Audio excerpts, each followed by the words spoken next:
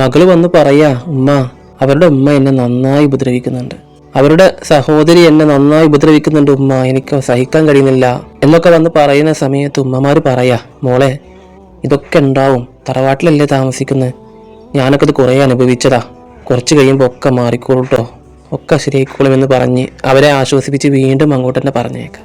അങ്ങനെയൊക്കെ പറയുന്ന ഉമ്മമാരൊന്ന് ചിന്തിക്കണം, നിങ്ങളുടെ വീട്ടിലാവുന്ന സമയത്ത് ആ പഴയ കാലത്ത് ദാരിദ്ര്യവും വളരെയധികം പ്രയാസങ്ങളൊക്കെ സഹിച്ച് ജീവിച്ചവരായിരിക്കാം. നിങ്ങൾക്ക് മറ്റൊരു വീട്ടിലേക്ക് പോയപ്പോൾ അവിടെയുള്ള ഇതേപോലെയുള്ള വിഷയങ്ങളൊന്നും നിങ്ങൾക്ക് ചിലപ്പോൾ വലിയ കാര്യമായി തോന്നിയിട്ടുണ്ടാവില്ല. ചിലപ്പോൾ അതൊക്കെ സഹിക്കാനുള്ള മനസ്സ് നിങ്ങൾക്ക് ഉണ്ടായിട്ടുണ്ടാകാം. എന്നാൽ ഈ തലമുറയിലെ പെൺകുട്ടികൾ അവരുടെ ഉപ്പമാരിൽ നിന്ന് സ്നേഹവും വാത്സല്യവും എല്ലാം നേടിയിട്ട് വിഷമങ്ങളും പ്രയാസങ്ങളൊന്നും അറിയാതെ വളർന്ന മക്കളാണ്. അവർക്ക് വിവാഹശേഷം അവിടെ ചെല്ലുമ്പോൾ അമ്മായിമയിൽ നിന്ന് ലഭിക്കുന്ന പ്രശ്നങ്ങൾ, അതുപോലെ തന്നെ ഭർത്താവിന്റെ സഹോദരിമാരിൽ നിന്നുണ്ടാകുന്ന പ്രയാസങ്ങൾ, പീഡനങ്ങളൊന്നും സഹിക്കാനുള്ള കഴിവോ മനസ്സോ ഉണ്ടായിക്കൊള്ളണമെന്നില്ല.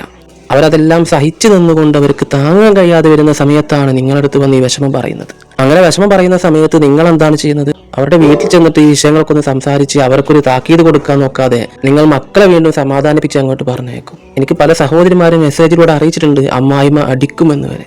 ചില അമ്മായിമ്മമാര് മരുമക്കളെ അടിക്കുന്നുണ്ട്. ഭർത്താക്കന്മാരാണെങ്കിലും ഒന്നും മിണ്ടുന്നുമില്ല. അവർ ഈ പ്രയാസം വീട്ടിൽ വന്ന് പറയുന്ന സമയത്ത് നിങ്ങൾ അതിനെ വേണ്ടതുപോലെ പരിഗണിച്ചിട്ടില്ല എങ്കിൽ ഇന്ന് ന്യൂസുകൾ നിറഞ്ഞു നിൽക്കുന്ന ഒരു വാർത്തയാണ് ഭർത്താവിന്റെ വീട്ടിൽ ആത്മഹത്യ ചെയ്തു എന്നത്. ഇങ്ങനെ പോവുകയാണെങ്കിൽ നിങ്ങളുടെ വീട്ടിലും ആ അനുഭവം ഉണ്ടായി എന്നതുകൊണ്ട് ആശ്ചര്യപ്പെടേണ്ട ആവശ്യമില്ല. ആ ഒരവസ്ഥ വരാതിരിക്കാൻ എല്ലാവരും ഈ വിഷയത്തിൽ വളരെയധികം ശ്രദ്ധ കൊടുക്കേണ്ടിയിരിക്കുന്നു.